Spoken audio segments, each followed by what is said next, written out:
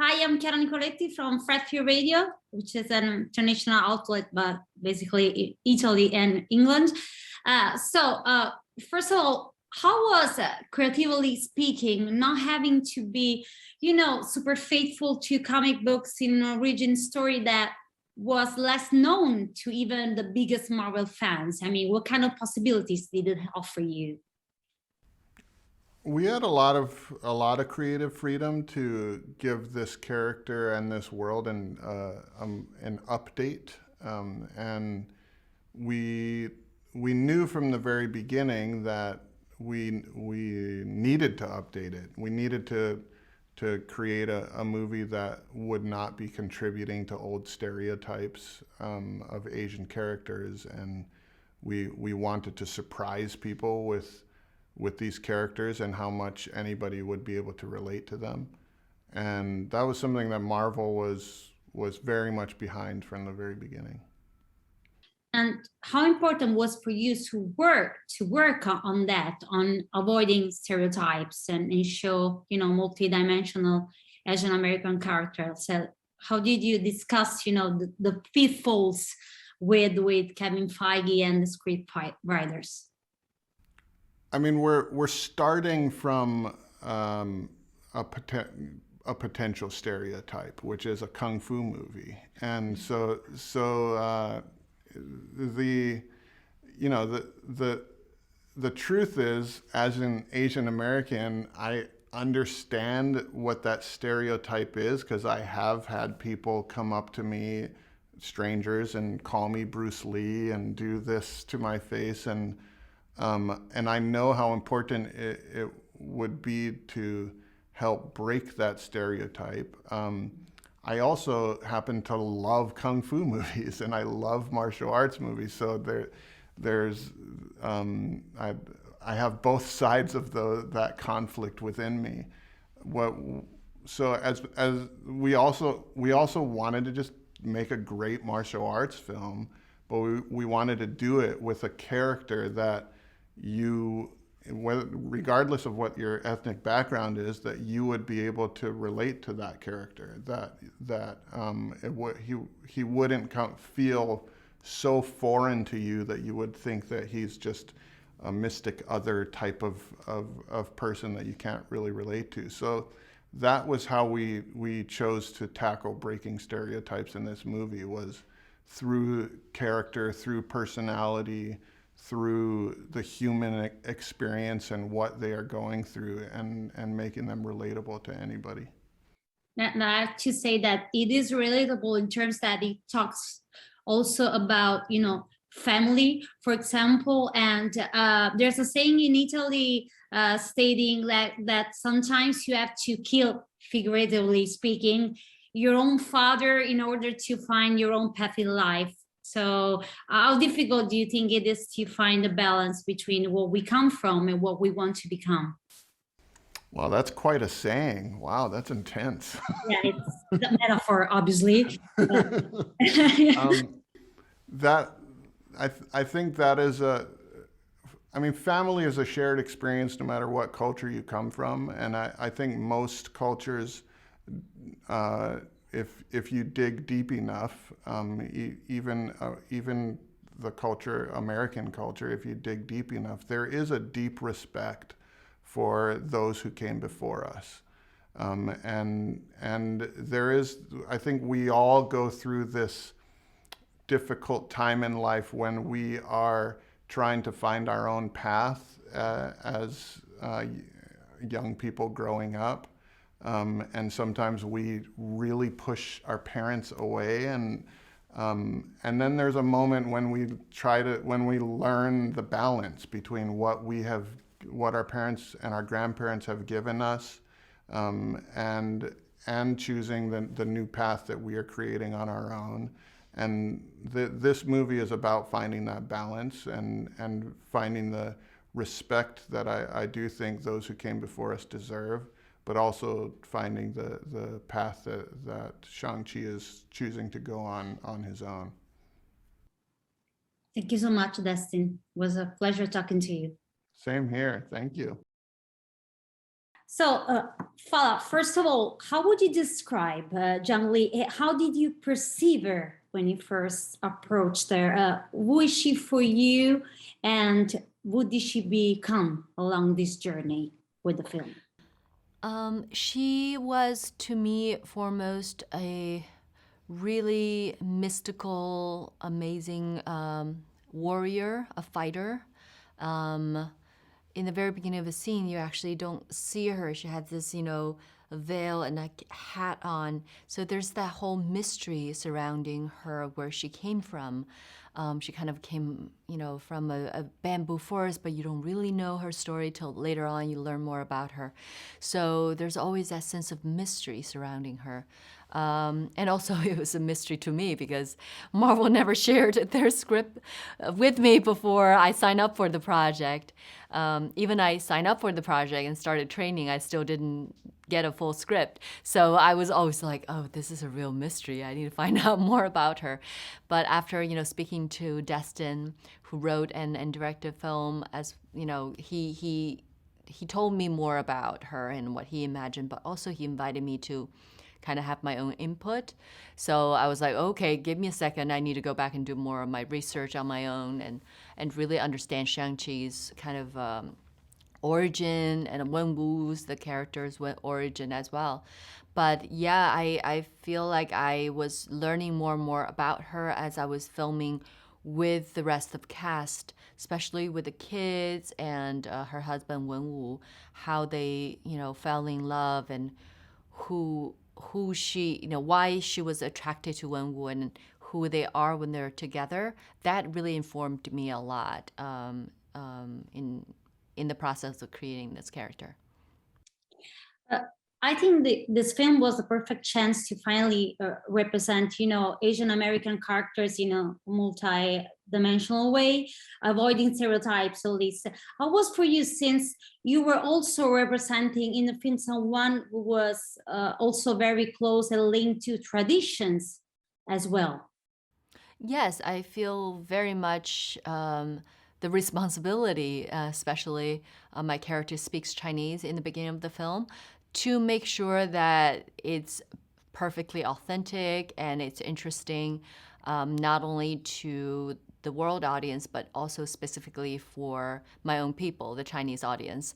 I feel that we need to really do this in the proper and right way. So when the script was originally written, it was in English, and then we had to translate into Chinese for especially that opening monologue. And I also personally got very involved in the translation of it because I cared so much about it that I worked with our translator and actually multiple translators together and Destin to make the the perfect choices. We spent hours and hours making sure that each word is perfectly chosen for, you speak Italian, so you understand, it's not a direct translation when it's written in English, so you kind of have to find the nuance in the language so that it's poetic, it's beautiful, but younger audience like kids can understand it. So it was quite some work to come to the final version of that script in Chinese. Thank you so much, and congratulations for the film. Good luck. Thank you.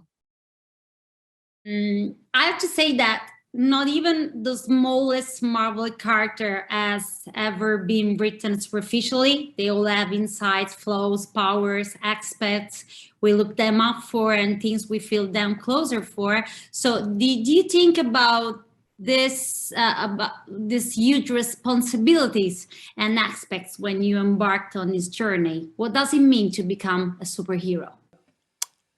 That's a very good question. I think when you take on the mantle of a superhero, you represent this figure of hope and possibility to so many different people. And in the case of Shang-Chi, I was stepping into, a hero that, frankly, not a lot of people have seen themselves in. And, I think it's so wonderful, first of all, coming off the heels of, movies like Black Panther, movies like Crazy Rich Asians that showed us successful, versions of these stories that feature such diverse faces. But it is such an honor to be doing it here and now for Shang-Chi.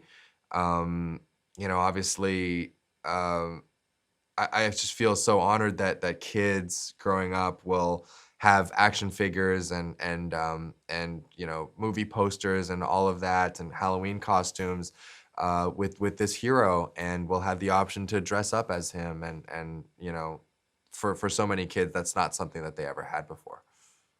Yeah, I have to say that this was, this film was a perfect chance to finally represent Asian American characters in a multi-dimensional way, avoiding stereotypes. And I've read that it was, according to the script writers and Kevin Feige, the right moment to do that.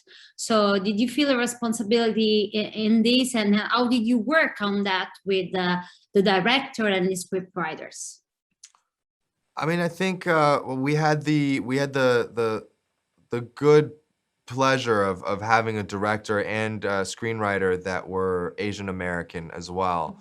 And so I think we were all on the same page from day one that we wanted this character to be relatable and not to be a stereotype and not to be a trope. We were committed to that every single day, and building out the character of Shang and Shang-Chi, as well as building out all the other characters in our story. And what is so amazing is that it really isn't just about the one superhero. There are so many different heroes and heroines in our story, and each of them are so multidimensional. Each of them come from their own background and experiences. Some are from Asia, some are from America, some are from a combination of both. That's when you get really nuanced storytelling. That's when representation is really at its best, and it is so much easier to tell that story authentically when everybody involved is on that same page. What's great about this film is it's that it's also a story about a family and tradition and how to balance these things. And there's a saying, very weird saying in Italy, stating that sometimes we have to figuratively kill your own father in order to find your own path in life. So how do you think this applies to the film, and how difficult is it to find actually balance between where we come from, so our traditions, and what we want to be in life? That is a wonderful question, and I don't know. I don't know if I have all the answers. I mean, for myself, I certainly grew up, with the expectations of my parents on my shoulders. My parents were immigrants in a new country. We grew up in Canada. I spoke a different language than them at home. We grew up in very different environments, and it was tough for a lot of reasons, and we had many arguments about the way that I was growing up, about what, the things that I wanted for myself versus the things that they wanted for me.